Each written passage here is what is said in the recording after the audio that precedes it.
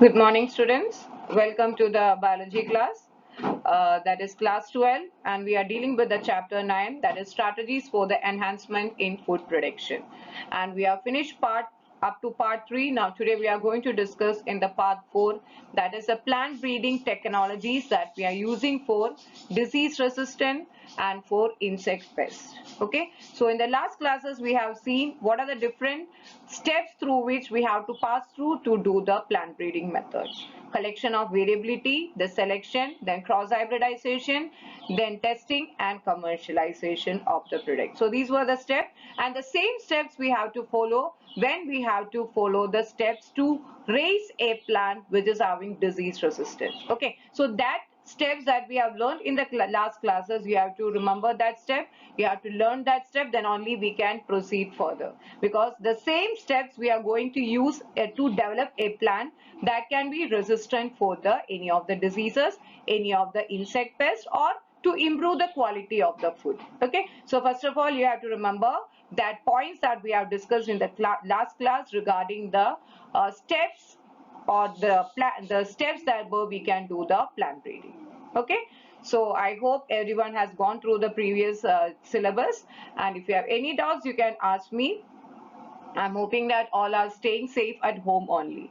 Okay, so let's come to the topic. So the first one that we are going to discuss today is the plant breeding for disease resistance. Okay, the main quality that should be developed in a plant is the disease resistance. Just imagine you have a very acres of land where we are cultivating some of the crops, and if one of the crop is affected with the disease, that means the whole crop is going to affect with the same disease. So what is the option that we have to search for? We have to search an option in which it is resistant, the plant is resistant to certain diseases. Then only we can fulfill our purpose of the agriculture. Otherwise what will happen? All the crops will be destroyed by this pest, yeah, any of the diseases. So what we have to do to produce a plant which is having the disease resistant, like what we have discussed in the plant breeding technology, plant breeding step, the same steps we have to follow here also. Okay, so let's see what are the steps that we are going to do to produce a plant which is resistant to the diseases. So first step, screening of the germplasm for the resistant. Last class we have seen we are going to a germplasm bank where we are getting a wild varieties of the genes, and these genes are resistant to the diseases. Now what we have to do, we have to take out these genes from these wild relatives and we have to transfer into the another plant whose yield is very high.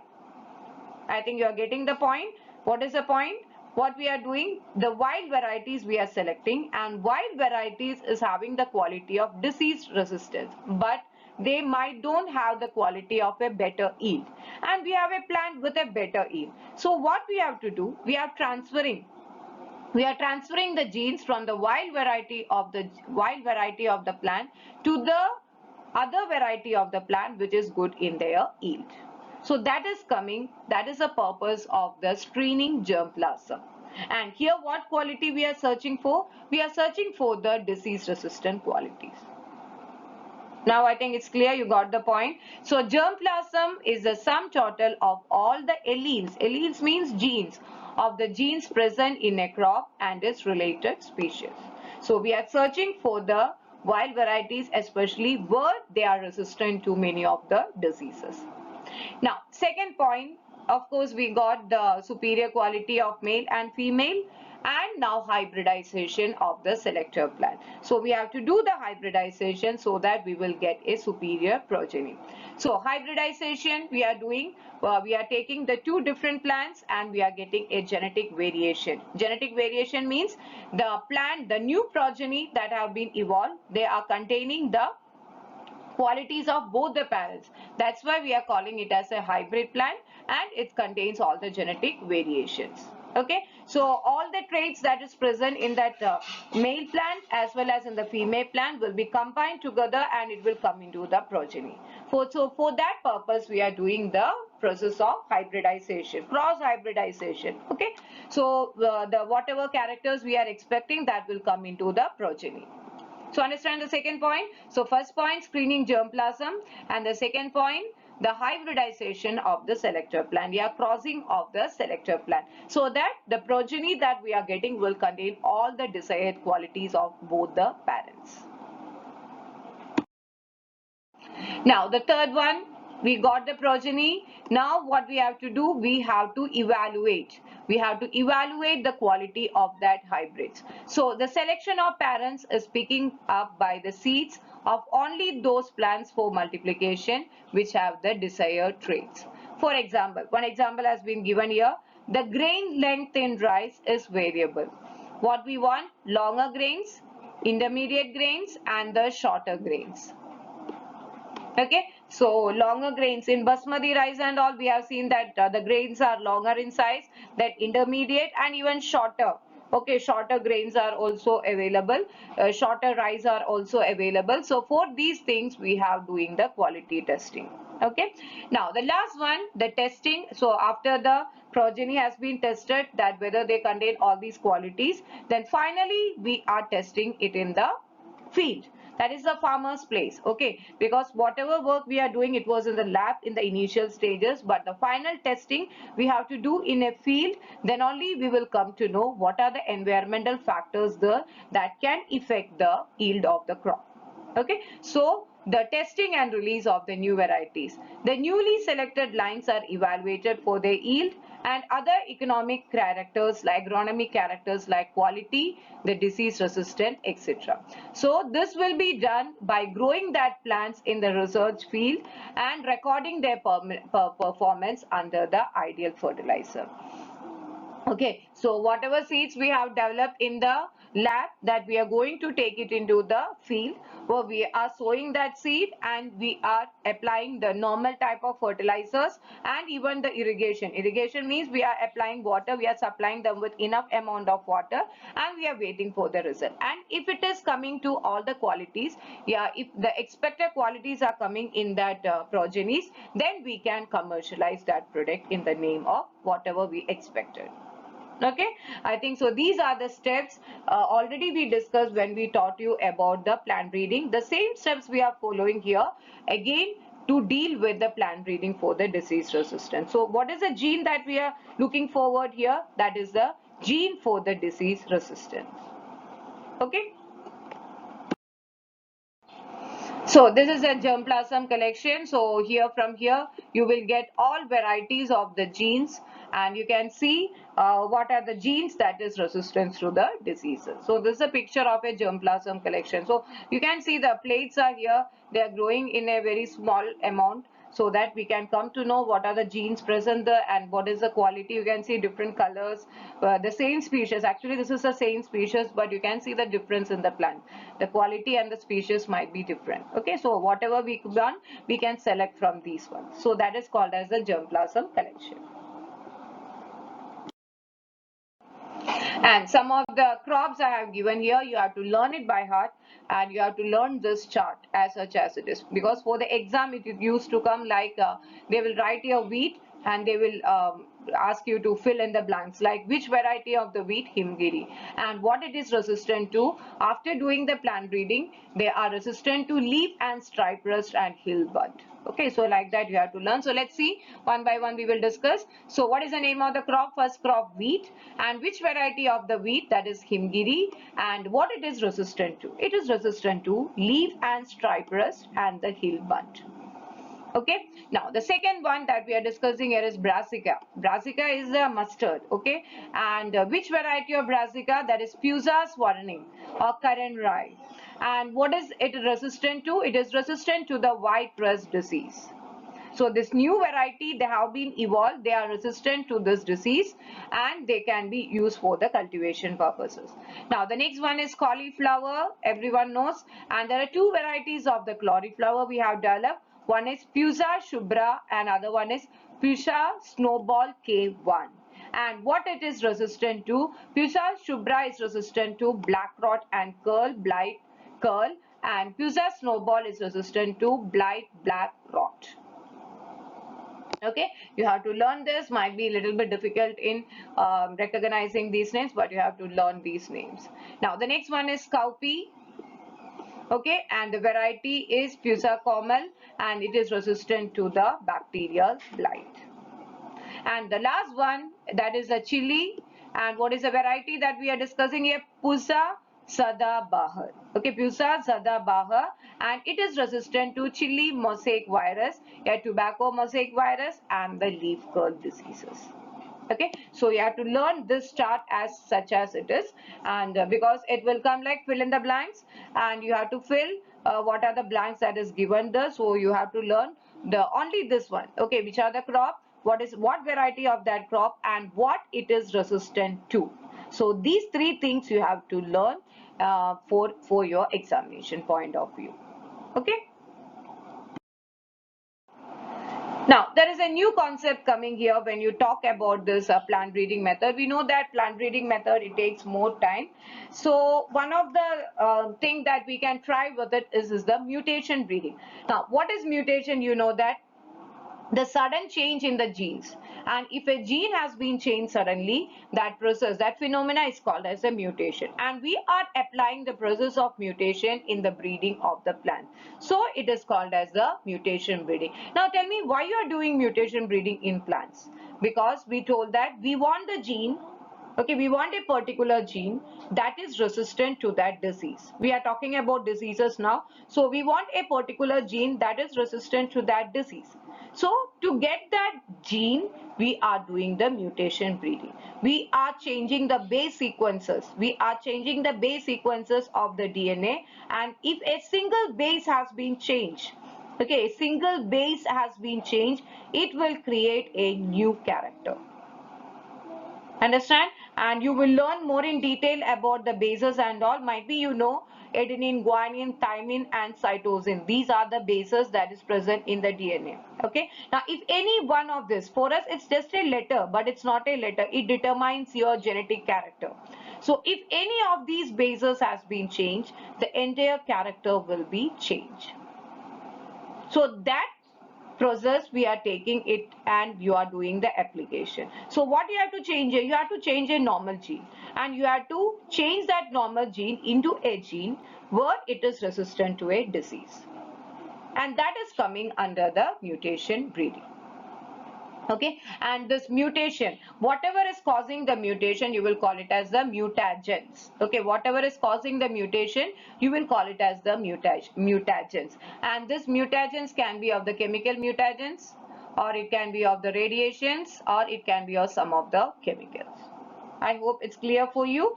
Let's see what is the process called as mutation. So what is mutation? It is a process by which genetic variations are created through changes in the base sequences. And what is the result? Resulting in the creation of a new character. Okay, and this new character is entirely different from the parental character. If it is a parental character, it will not be resistant to that disease. Okay, so what we want a new character, and that new character we are introducing by changing the sequence of that base. Yeah, by changing the sequence of the DNA. And this mutation is induced artificially through chemicals or radiations, and the plants with desirable character has been selected for the breeding, and this process is called as the mutation breeding. So the breeding that is taking place with the help of mutation is called as the mutation breeding. It's very difficult.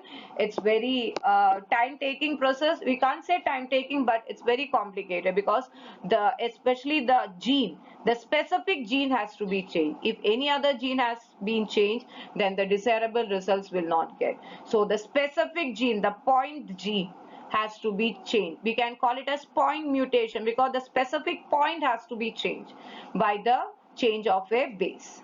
So if any other point has been changed, then it will be a failure. So it has to be very careful in changing that specific gene. It is also called as point mutation, because a specific gene we are changing, a specific base we are changing.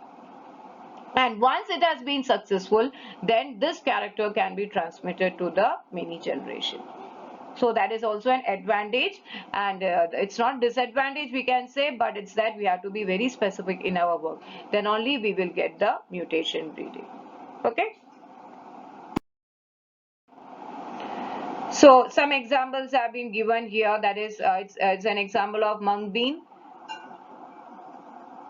This is a mung bean. So this mung bean is resistant to yellow mosaic virus disease, and powdery mildew were induced by the mutation. And this is a leaf of the Abelmoschus. Abelmoschus means it's a bhindi.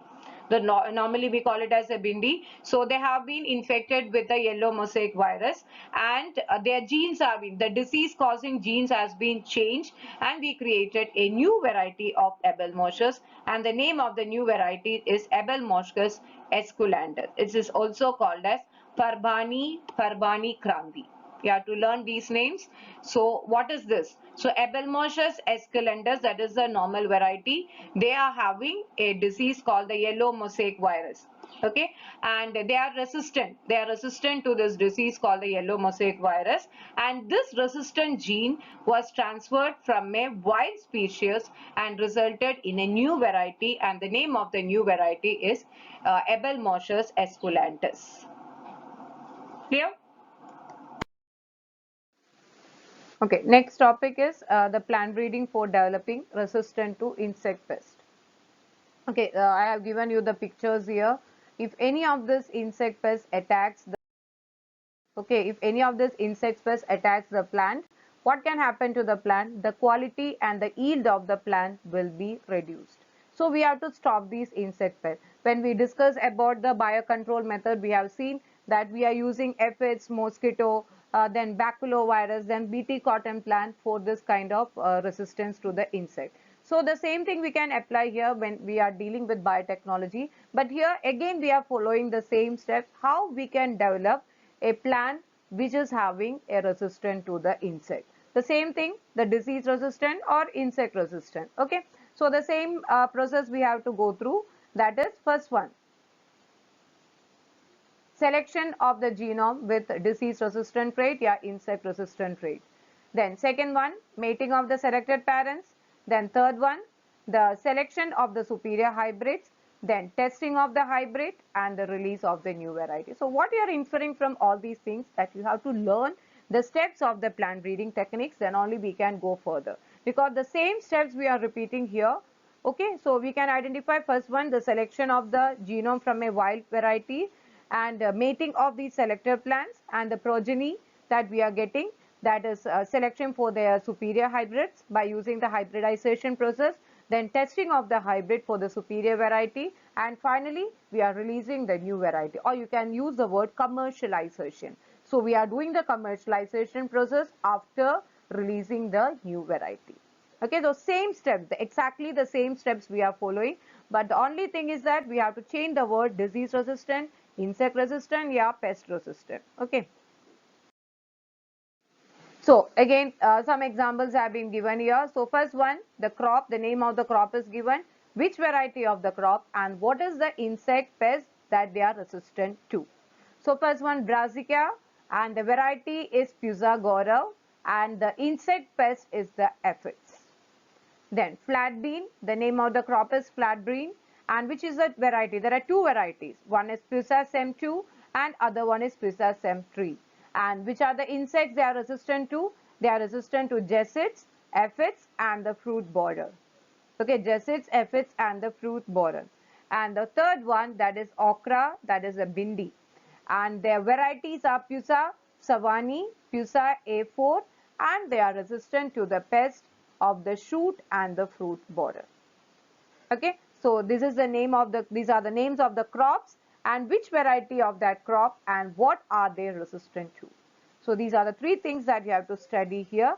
So these are the insects, pests which that plant is resistant to, so that their yield, their productivity, everything can be increased.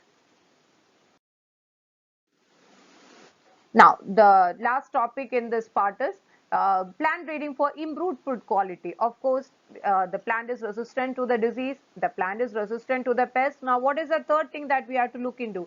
We have to see what is the quality of the foods that we are manufacturing, okay, that we are producing. It should be containing enough fibers, then carbohydrate, proteins, vitamins, minerals, everything should be there. Then only we can satisfy the needs of the people.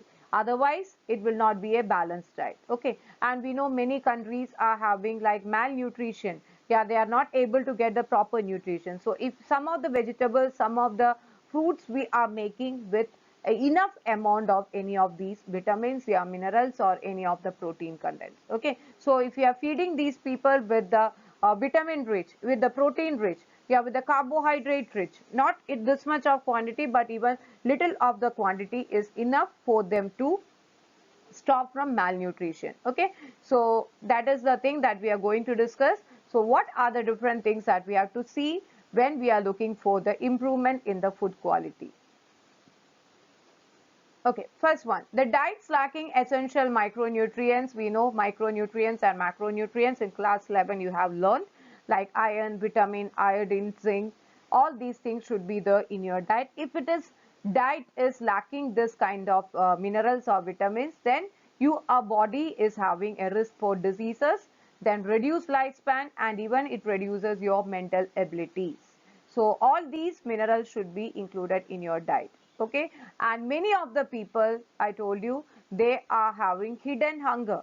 Hidden hunger means the food that they are taking, they lack some of the micronutrient, microproteins, and even the vitamin. And these people, they cannot be afford to buy the high quality, yeah, high priced food materials like some of the fruits, some of the vegetables, might be the fish and the meat. So that is called as the hidden hunger. It's actually hidden means they are lack of that specific nutrient and they cannot afford. Their economic condition is not so well fit that they will not be able to accommodate these fruits, vegetables, or the fish or the meat that can provide them. So what is the best option that we can opt them?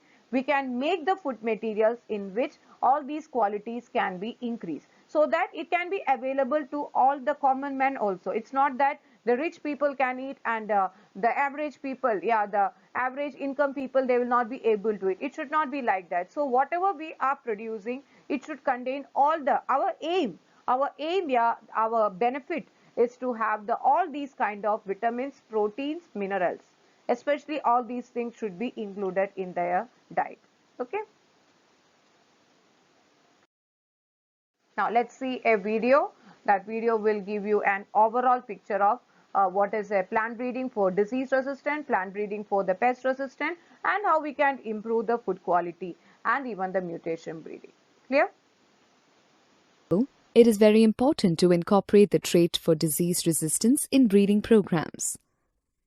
Resistance of the host plant is its genetic ability to prevent the pathogens causing the disease. If the plants have disease resistance, it would reduce the use of chemicals like fungicides, bactericides, which can cause toxicity, thereby increasing the farmer's profits. There are different breeding methods for incorporating disease resistance. Let us first discuss the conventional method. First, we screen the germplasm for the source of resistance. Then we carry out artificial hybridization of the high-yielding crop varieties with these disease-resistant varieties. The progenies are selected and evaluated for high yield, disease resistance, quality, and other features. At last, the progeny are tested and released as new varieties. Here are some of the disease-resistant crop varieties bred by hybridization and selection. Himgiri is a variety of wheat bred to show resistance to fungal diseases like leaf and stripe rust and also hill bunt. Pusa Swarnim, also called as Karan Rai, is a variety of brassica bred to show resistance to white rust disease. Pusa Shubhra is a variety of cauliflower bred to show resistance to black rot and curl blight black rot. Pusa Komal is a variety of cowpea bred to show resistance to bacterial blight. Pusa Sadabahar is a variety of chili bred to show resistance to chili mosaic virus, tobacco mosaic virus, and leaf curl. Adding disease resistance by this method is subjected to many limitations. In this method, we can add disease resistance only if the disease resistance allele is present in the germplasm. Generally, there will be only limited number of disease-resistant genes in the germplasm. Due to this, the plant will show resistance to only few number of diseases. Genetic engineering. Due to the improvement in genetic engineering, we were able to overcome the limitations of conventional breeding. Genetic engineering allows us to incorporate resistance genes from unrelated species into the plant genome. For example, a resistance gene RX01 from maize plant was incorporated into rice plant by this method. This gave the rice plant resistance to a bacterial disease called bacterial street disease caused by pathogen called Xanthomonas oryzae. Similarly, numerous other resistance genes can be incorporated into a single plant. Note, by this method, we could incorporate artificial genes as well as genes from microorganisms into plant genome. Mutation breeding. Another method of creating disease resistance is mutational breeding. Here, we use chemicals and gamma radiations to induce targeted mutations in the selected plants. This sometimes creates desired characters which are not found in the parent plant. Since these changes are heritable, the plants with desired characters are then selected and used as a source in breeding of new plants. This type of breeding is known as mutation breeding. For example, in mung bean, resistance to yellow mosaic virus and powdery mildew were induced by mutations.